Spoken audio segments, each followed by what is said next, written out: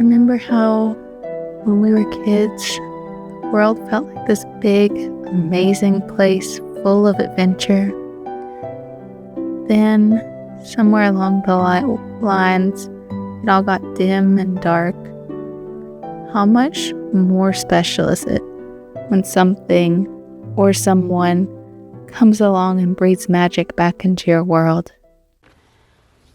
Hello, if you're new here. Welcome back if you're not. Either way, thanks for clicking in. And please stick around if you would like to hear about how I met up in person for the first time with my international language exchange partner, Angel, who is now also my travel companion across many, many international adventures, and my photographer, and just a very good friend of mine. So, just a little bit of backstory. If you are new, Angel and I had met about 6 months before on the internet because we were conversation partners between our two languages. So just to help set the stage, I am now down in Lima, Peru. I have been there for about a day and a half. I got there Thursday evening/night. I'd been on a great full day tour on that Friday, and then that Saturday morning I had gone to a tour of a hillside community, and now it was finally time to meet Angel. So I was very nervous because, for one, I'm like, oh my gosh, what if this isn't actually the person who I'm thinking it is? There were a million things that could go wrong.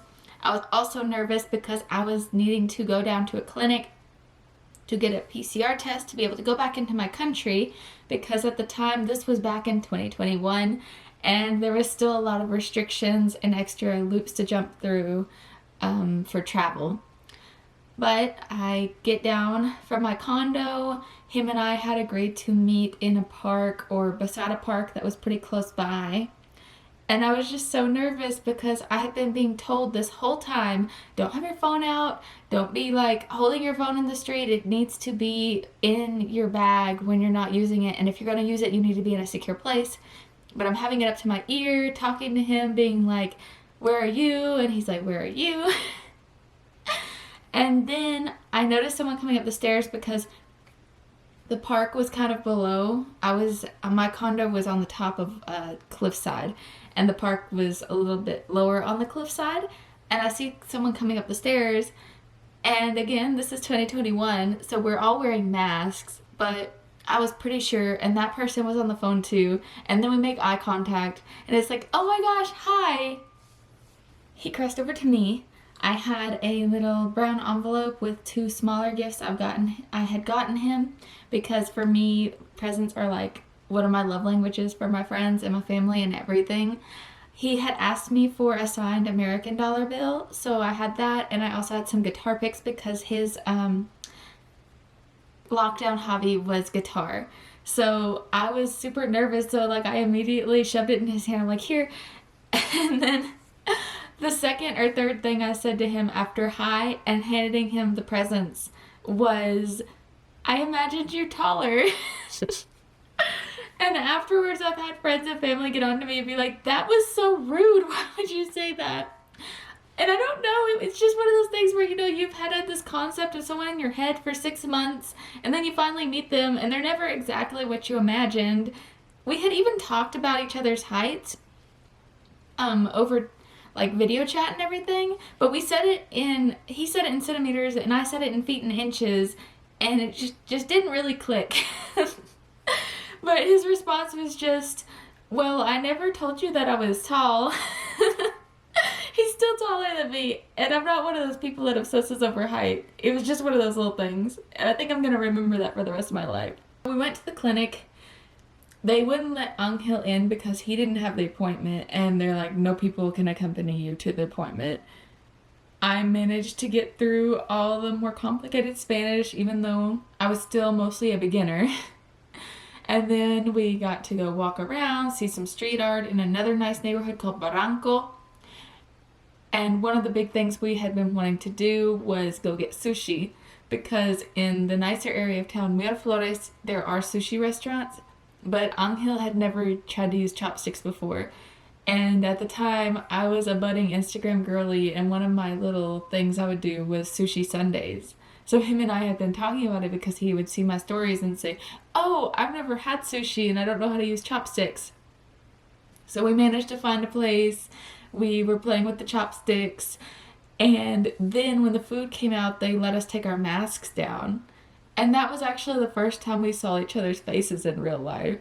And I was still so nervous. I was just like, oh my gosh, I think I'm broken out. And I was so embarrassed because I had been having to wear the mask more even than I had to back in my home country and town.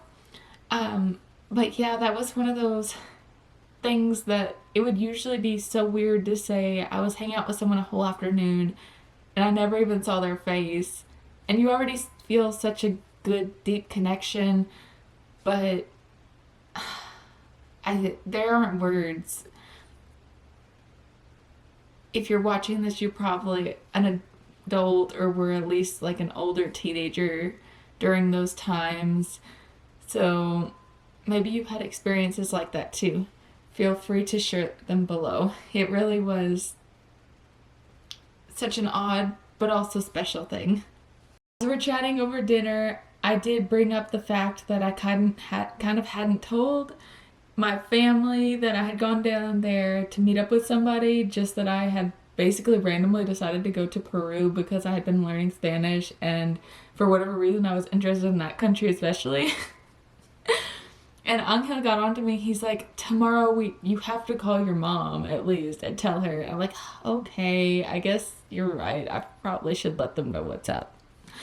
And then I was like, but tonight I have presents for you. So I brought him by the condo. It was a beautiful 10-story condo with views of the ocean from the cliffside. It made him excited too because he was like, oh my gosh, I've lived in this city my whole life, but I've never seen something quite like this. He was wanting to take videos and we were just both enjoying it a lot together. He appreciated all the presents too. I had gotten some liquor from my hometown and home state, as well as some cookies from my hometown and home state. We have in my hometown a specific kind of cookie that's pretty long shelf life. And so I brought that. And I might have brought, I brought a couple of American sodas too. And it was really sweet because after I was already going on my way home, Angel sent a picture of him holding a Dr. Pepper with the backdrop of the hillside community. And it made my heart so happy. Because Lima's relatively close to the equator, they have consistent days where pretty much every day it gets dark around 6:30 time. I think it was only 8 at the time. We did have a curfew period that started at 11 or 12, but we were nowhere close. So we were like, okay, let's go for a walk. We went down to the beach. We got to share one of those little cookies from my hometown together. It was the one time I didn't pop a special pill called Travelan because at the time I was still very nervous about the food and the drinks down there. I definitely loosened up in later travels, but that was part of my transformation, was getting more comfortable eating food from other places and not being constantly paranoid about it making me sick. Down at the beach was our third time being able to be around each other with our masks on because we were sharing that cookie. We were pretty spaced out on the beach, even though the technical rule was that anytime you're anywhere in public, you had to have that mask on. So we enjoyed a moment, enjoyed our cookie, but then a man started walking up and down the beach side saying, everybody put your masks on, we're supposed to be wearing masks. So, we pop our mask on, we're like, we probably should get going. Walk back up to my condo, managed to find Angel a taxi, which was much more difficult than we thought it was going to be. I was almost thinking I was going to have to offer him my couch, but ultimately he got to get home and we agreed to meet up in the morning of that Sunday after I'd had a chance to stop by the clinic to pick up my paperwork to be able to get back into my country. The highlights of the second day, well, of course, getting to see Angel again, because from the first day, I realized I'm like, oh my gosh, this really is this awesome person whose company I enjoy so much. And this is so cool getting to know his city from a local perspective and him show me all the little spots that he likes and tell me stories about things he's done in those spots. Towards the end of the second day, we went to a, like, I'm trying to think of how to explain it. It's like water fountain and light display. It's called Circuito Magica de Aguas. I'll put it down in the description in case you're in Lima and want to check it out. But it was really cute because he later, when we were at dinner, showed me this old video he had from high school where him and his friends were being silly and running through the water, which you're definitely not supposed to do, but you know, teenagers. And just having that personal touch to all the locations made them so much more special, instead of just being these beautiful locations in a different place, which is still very cool. But having someone be like, yeah, I remember being a teenager running through these waters, or I remember doing XYZ thing on this beach, made it so much more special. As we were wandering around, just kind of enjoying the city, one of the things was it's a larger city and there were a lot of pigeons. And they're not afraid of people. You know that if you're a bigger city person. And I remember we were walking by one pigeon. Angel goes, just so you know, Peruvian people don't eat pigeons. And I was like, why would I think y'all eat pigeons? He said that it's some stereotype. Let me know down there if y'all had ever heard that, because I had never heard of that before, but also I was a little bit ignorant about Latin America still at this period. But one stereotype or belief that actually was true is that they do eat guinea pig. I had been so scared to ask Angel about that because I didn't want to offend him.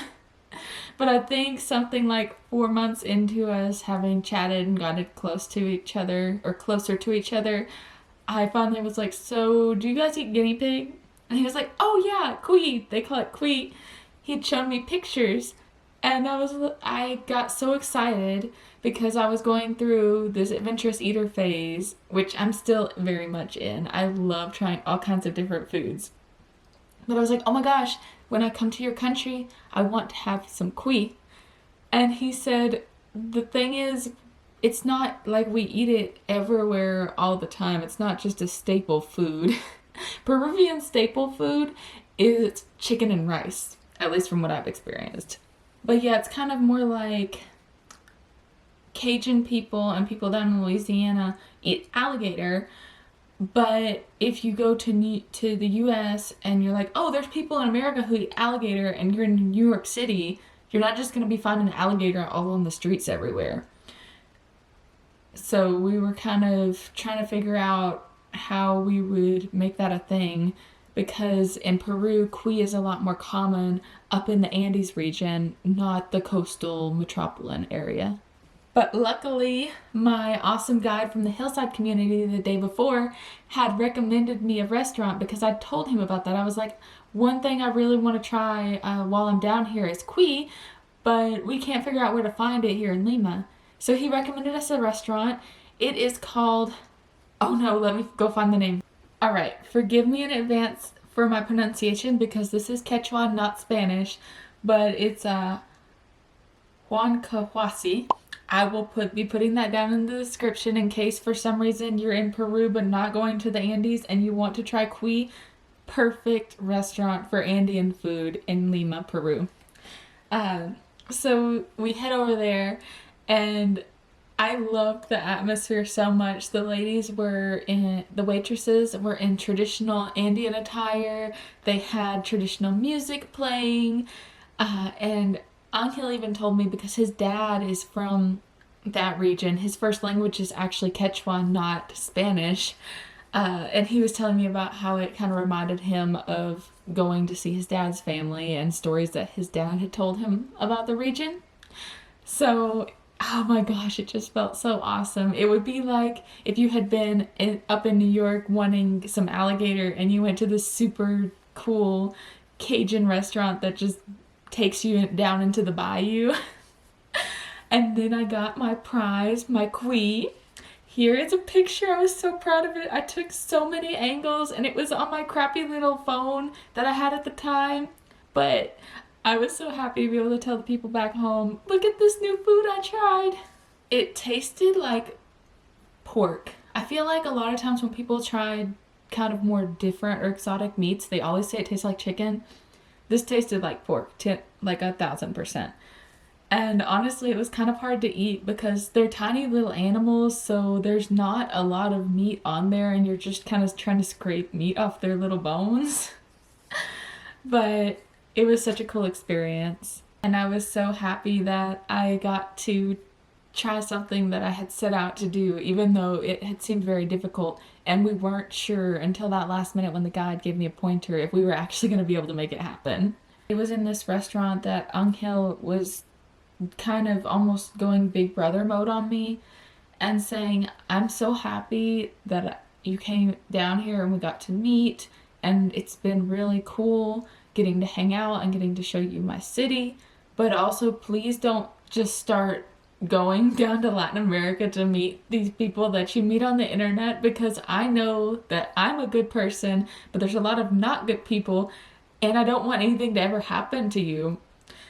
And what can I say? He was right. I even had my own hesitations. This was a very reckless, crazy thing to do, especially as somebody who was a travel novice and still didn't really proficiently speak the language down there. But I'm glad I did it too. It turned out to be one of the best decisions I ever made in my life. While we were in the restaurant, also we started talking about going to Machu Picchu, because I was like, you know, it had been so hard to find the Cui, even though that's something people always talk about with travel to Peru. And we were at an Andean restaurant. The Andean region is where Machu Picchu actually is. And I was telling Angel, I said, you know, now I can say I've been to Peru, but I have to say I've been to Peru and I didn't go to Machu Picchu, because the first thing people are going to ask is about Machu Picchu. And he said, yeah, and I'm Peruvian and I've never been to Machu Picchu. So at this point, we start talking about possibly meeting up again to be able to make the trip to Machu Picchu. Then, you know, it was already time to say goodbye. Because of that conversation we had had about Machu Picchu, I honestly wasn't sad, because I was just so happy. I was so satisfied with the whole experience. I was so happy to have met Angel in real life, and I was very confident that we were going to meet up again in a month or two to go to Machu Picchu. We took a taxi back to my condo, and I was just so satisfied and happy with everything. I remember as we were going under an overpass, this song came on, you know, Ed Sheeran's Perfect. It was a cover of that, but in Spanish. And I was just so overwhelmed with happiness because it all felt so perfect. It was like the soundtrack of the trip. Just everything so perfect, went exactly all the best ways it possibly could have. Yeah. It's sweet because now, when Angel and I, if we're taking long walks or something like that, if we start to get bored, we'll start singing that song. Sometimes we'll switch it up where one of us will start singing a little bit in Spanish and one of us will start singing a little bit in English. And that all started because of that little moment with the radio. Our goodbye was honestly a little bit awkward because I was confident we were going to be seeing each other again to go to Machu Picchu, but I guess Angel wasn't as confident for a lot of different reasons, and he had really enjoyed his time with me too, but he basically picked up his face shield because we had been having to wear face shields for the public transport that day. He picked it up and ran into the taxi and didn't even look at me to say bye. I was just like, bye? And then he texted me, he said, I'm sorry, I was kind of like, I didn't know how to say bye because I was sad that it was actually over. And I said, oh no, that's fine, but we're gonna go to Machu Picchu here in a little bit, so we don't have to be sad. It was the end of meeting Angel and spending the weekend with him, but it wasn't the end of my trip yet.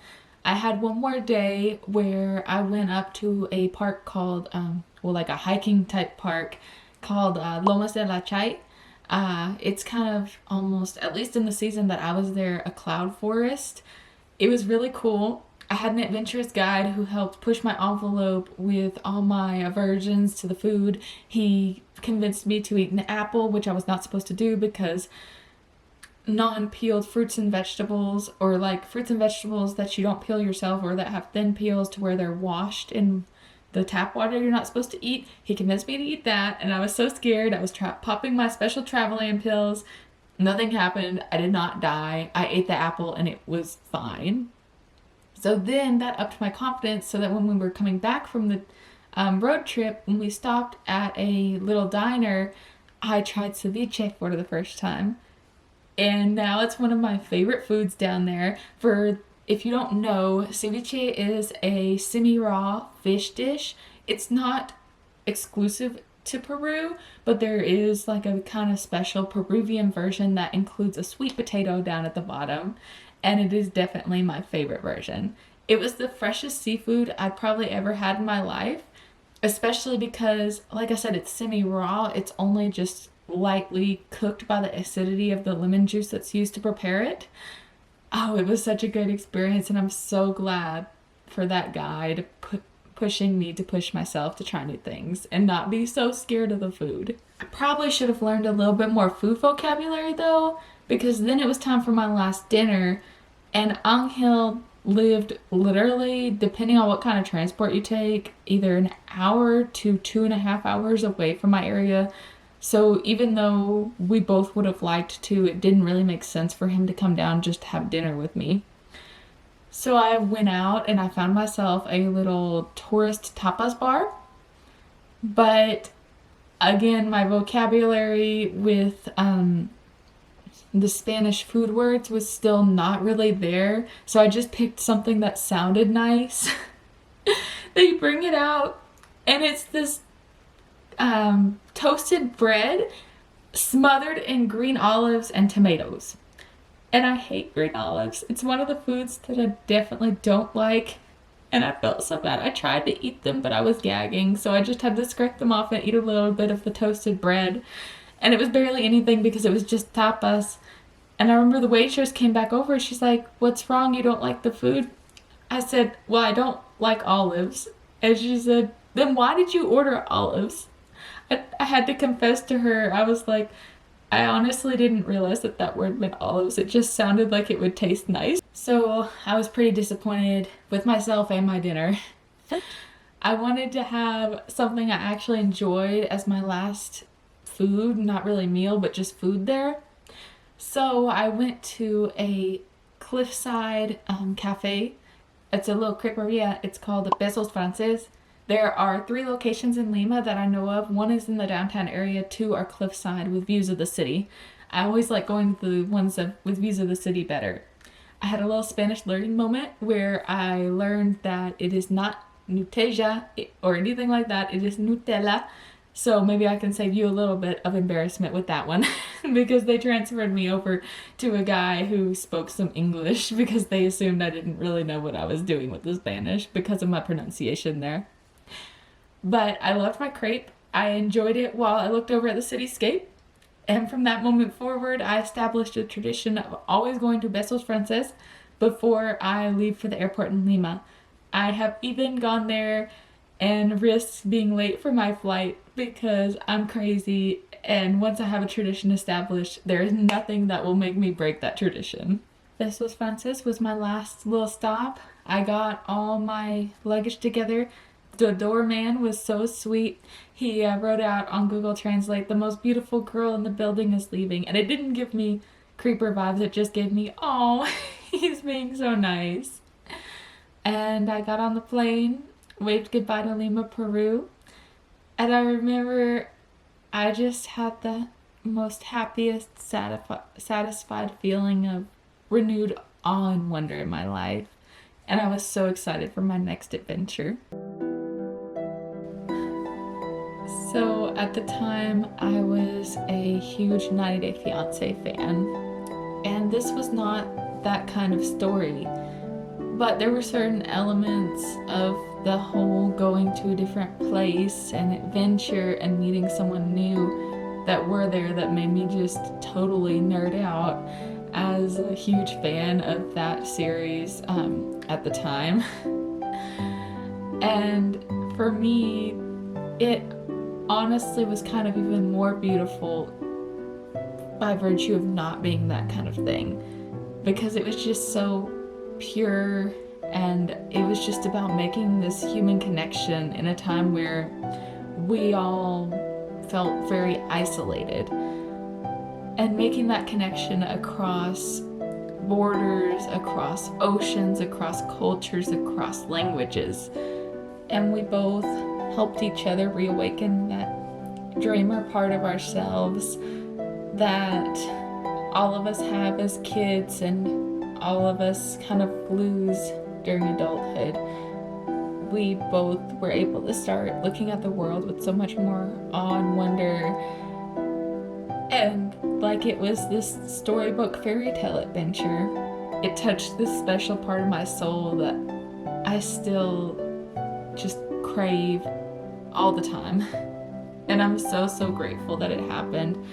I started calling Angel mi boleto de lotería, because really it was just one of those one in a million, once in a lifetime type of things.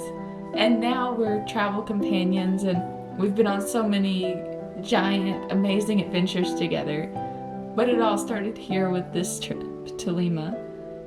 So, gracias Ángel por tu mensaje. Sé que estás viendo este video también. Y thank you so much, guys. We're gonna hear all about that trip to Machu Picchu next week. So make sure you stay tuned in. Be a dreamer. Don't stop dreaming, and have a beautiful weekend. Bye.